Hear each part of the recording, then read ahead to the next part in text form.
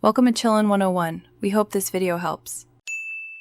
You begin by mounting the Wahoo Roam and powering it on so you can pair and configure immediately. Mount it tight enough to stop wobble, then press the power button. The unit boots fast. Once done, enable Bluetooth and ANT Plus on your phone or bike computer to allow secure pairing. Open the Wahoo app, select Add Device, and follow prompts. This registers sensors and checks firmware. Make sure to update firmware now, because current updates fix navigation and battery stability issues you'll want handled before riding. Once paired, you set up maps and plan a route so navigation is useful on the ride. Download offline map packs to reduce data use and prevent loss of coverage. Pick the region you'll ride.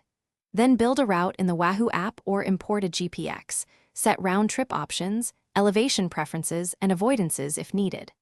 After that, sync the route to Roam.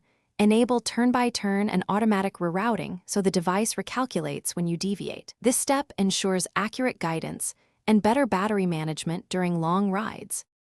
You start recording and follow the route.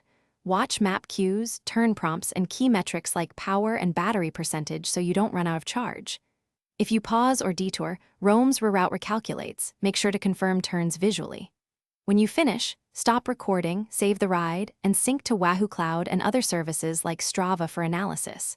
If something goes wrong, first reboot the unit, then repair Bluetooth or ANT Plus, and clear cached maps if navigation stutters. These steps resolve most issues quickly. Thanks for watching.